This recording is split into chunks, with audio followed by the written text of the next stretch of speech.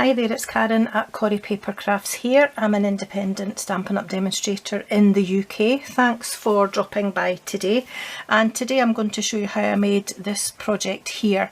It's a little Valentine's box which opens up to reveal some heart-shaped chocolates inside, and it does have a piece of window sheet on the inside of there as well.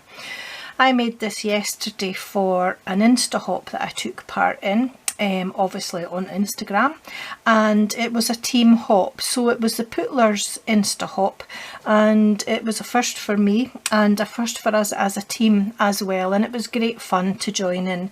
So what I'll do is I'll put a link to this project in the description bar below, and once you've clicked onto my project, for those that haven't already visited, there will be a link within that to click on to go to the next person's project and so on. Quite a few of us took part, but the beauty of an Insta-hop is it's just photos. So to see the projects you just need to click onto the next link and the next link. The first photo you'll see is our Pootlers Insta-hop logo. Swipe left and you'll then see each of our projects. So our theme for this Insta-hop was new products, so we all used products from the new January to June mini catalogue, and I concentrated on the Sweet Talk suite because I'm absolutely in love with it. So you will find that in the mini catalogue on pages 8 to 10. You see all of the products, not just most of them, on here. So I've used almost everything. I've not used these little boxes, and I've not used the embossing folder, but I have used the Stampin' dies, the iridescent rhinestones, which are gorgeous, the real red faux linen ribbon, and obviously this gorgeous paper here as well. Absolutely lovely, 12 by 12 papers, double-sided, and the main colour that I'm using for my project today is real red. So without further ado, I'm going to get on and show you how I made it. I've prepped a few bits in advance because they would just take too long for me fiddling around. So what you're going to need to make your project in the first place is a piece of cardstock which measures 4 inches by 4 13/16, and don't be put off by the 16ths. 13/16 is just one notch further on than 3/4. And for your designer series paper, you need a piece that measures 3 11/16 by 1 1/8, and 11/16 is just one tiny mark short of 3/4. So just to recap, your cardstock is 4 inches by 4 13/16, and your designer series paper is 3 11/16 by 1 1/8. I'm only doing the inches in this video, but I will pop the metric measurements in the description bar below as well. You're also going to need a couple of scraps of basic white cardstock and a small piece of window sheet as well, and I've cut this to just under 1 1/8, I think. Let me see.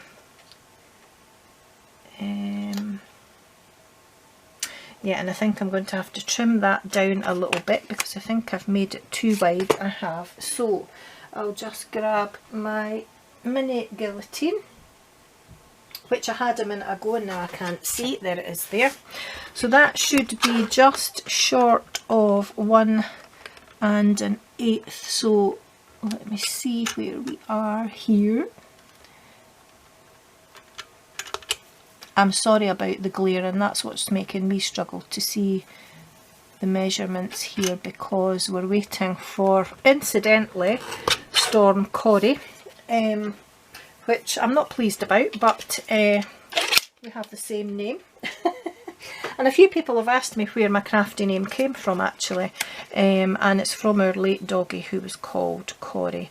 So I think I'm cutting it fine for the width now, but it will fit. So that's what you're going to need. So just whatever your aperture is on the front of your box, just make sure you cut your window sheet to fit that. So I have prepped a few bits ahead of time just because it'll save a little bit of time. I used 2 stamps from the Sweet Conversations stamp set.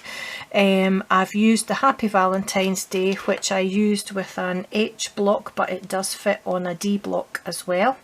And I used this heart here, and that fitted onto a C block, just for anyone who's looking to see what size of block they'll fit. And I've already stamped and then cut up my Happy Valentine's Day as well, because I already filmed this video and it just took far too long trying to sort these out. They're not hugely straight. Anybody who knows me knows that I can't cut straight for any reason, and I was trimming it with my mini guillotine, but you really don't want to watch all that.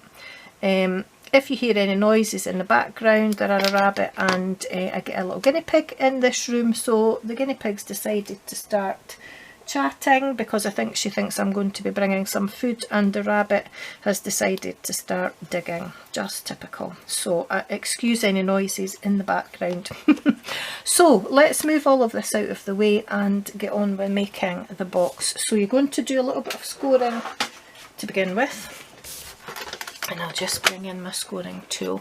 I do apologise for the glare. The daylight has just this minute disappeared.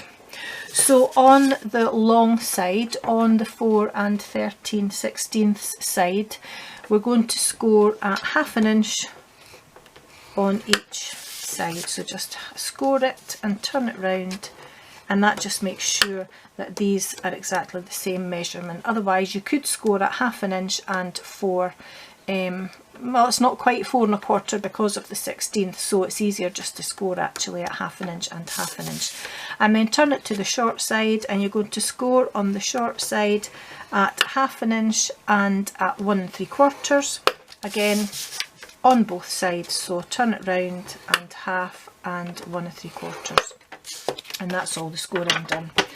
So I'll get this out of the way, hopefully without clacking the tripod. And actually, I know I showed you the papers in the catalogue, but I'll just quickly let you see them here. Lovely, lovely patterns on them. Double-sided, as I say, so you've got all the love hearts and things on one side, but various patterns on the back side of these. So pretty. I love all these stripes, really pretty.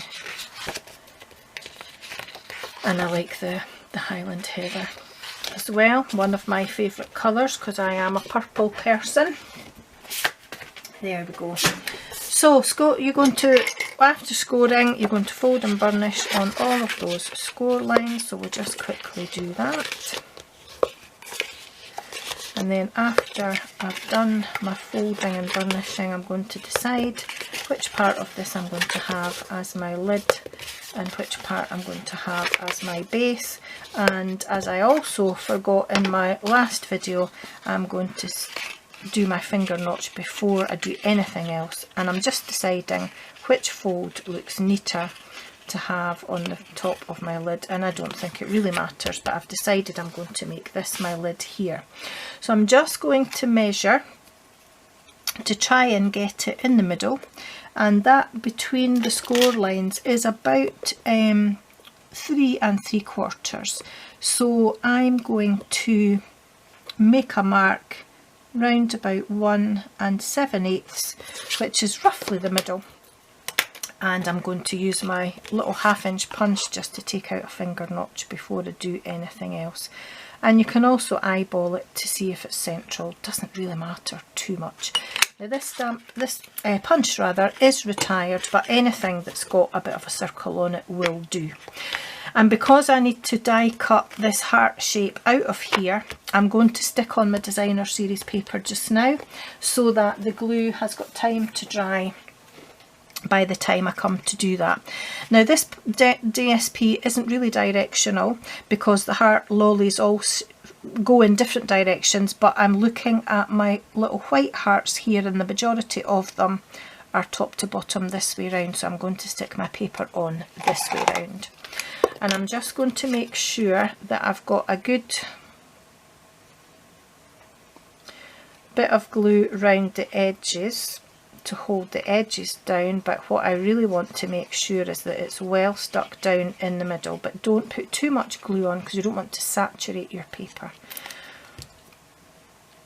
and don't get it on you as well. So I'm just going to put this down in the middle and get an even border round about top and bottom and at both sides, and I think that looks okay there.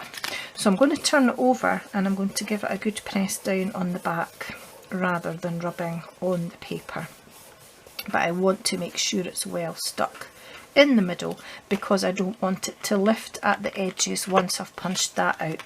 Okay, so turning it to what is essentially the wrong side, you want to hold it in portrait fashion so that you've got these little squares top and bottom, and we're going to cut up into all these little squares here. Better put the lid on my glue though. So I'm going to cut straight edge on the rectangle and taking the score line onto that little square, and then I'm just going to notch. In fact, I'm not going to, I'm going to put tape on first, then I'm going to notch. So for now I'm just going to cut up each side like so on both sides, just exactly the same. I just found it easier with this little box to put the tape on and then cut my wedges, which I then instantly forgot, as you just saw. So I'm just going to use tear and tape, and I'm going to keep the squares where I can see them and just tuck those little bits in like that. Grab my ruler because I do want straight edges on my tape, and just put a piece of tape on each of those tabs near the score line but not on it. And I'm going to do that on all 6 tabs, so bear with me while I do that.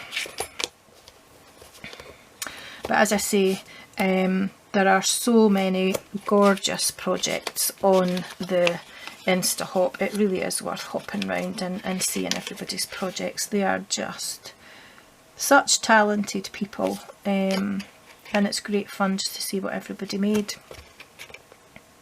And because it was an Insta-hop, it was just something different, and it was really good fun to join in. So I think we're hoping to make that a regular thing, but how often as yet I really don't know, because it's the first one that we've done. So we'll have a chat about it and see if we want to do it again. So now I'm going to come in and cut my little notches into each of those little squares. And it also tidies up the edges on the tape as well, so you've not got any little furry bits hanging over like that bit there, for example. So it just makes it easier and less faffing about.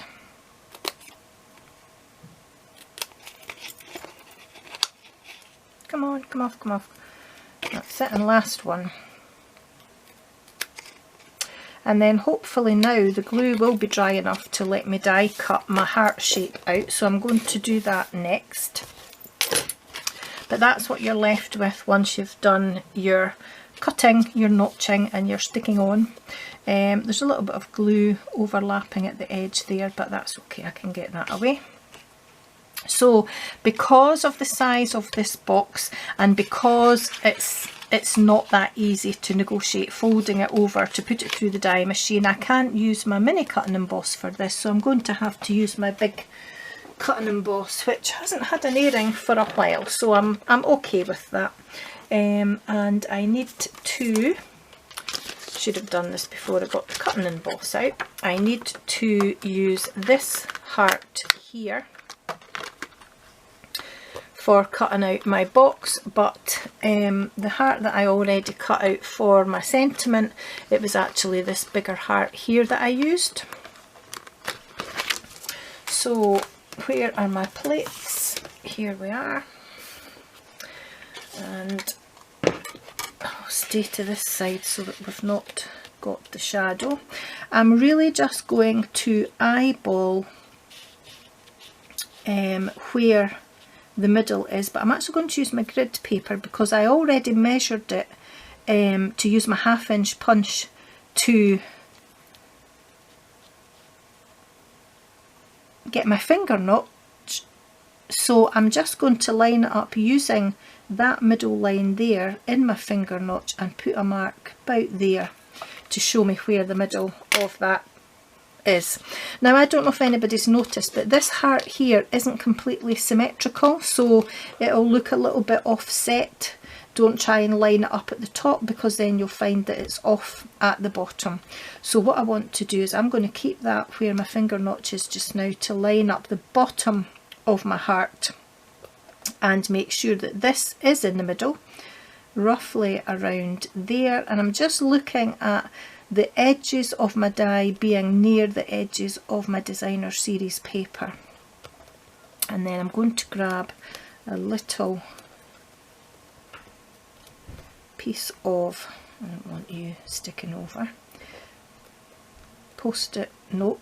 Now a wee tip here, the first box I made I actually put post-it tape all the way over this heart die, but because it was adding extra thickness going through the die machine, it made an indentation either side of my heart, so I just want to make sure that that's in the middle but not over the edge before I put it through my die machine, if that makes sense. So let's get it cut out.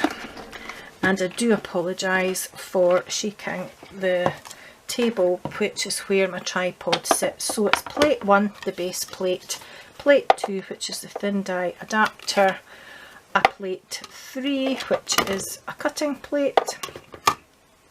Then I want to put my box with the heart, and I'm just going to offset it a little bit so that it's not got any straight edges that are going to hit the rollers and make it come plain. I'm going to take off the little bits of wedges that are all stuck to me. It's not a good look. And then I'm just going to slowly put this through. It's like a knife cutting through butter, it really is. But as you probably saw there, I really just don't want to sugar the tripod more than I have to. So let's get rid of this.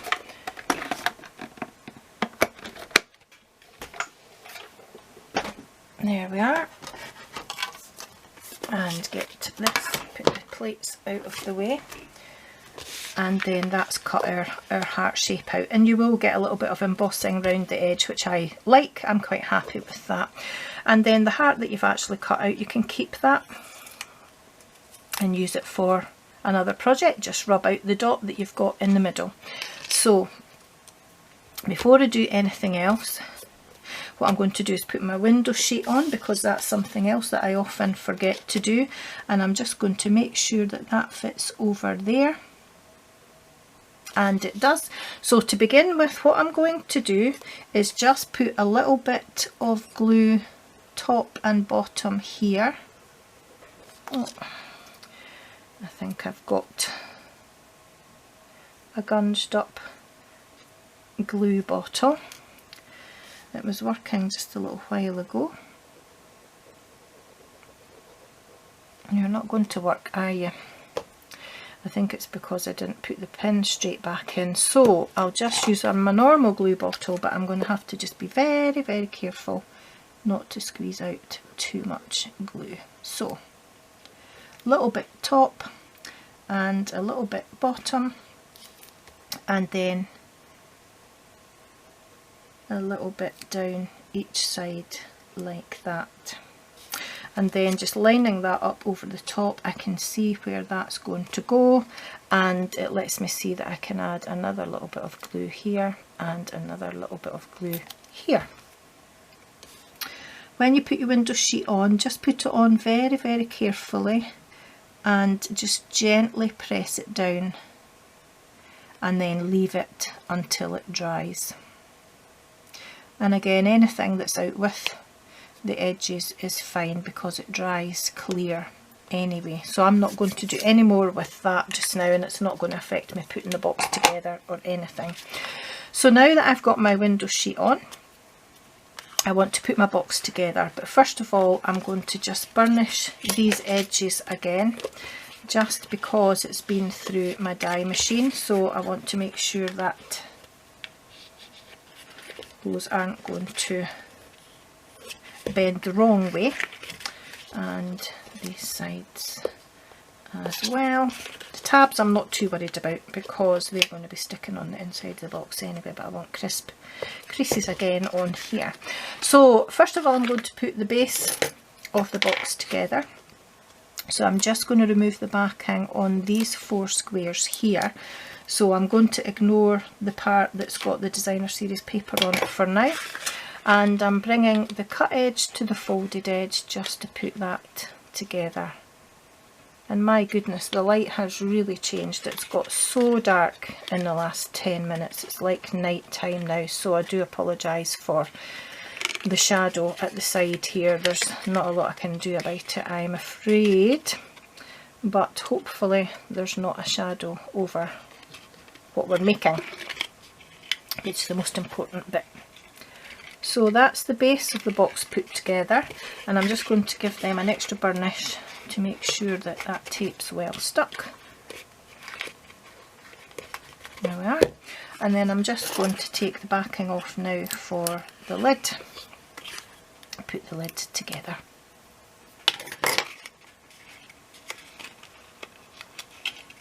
Again, folded edge to cut edge or straight edge, and stick it together like so.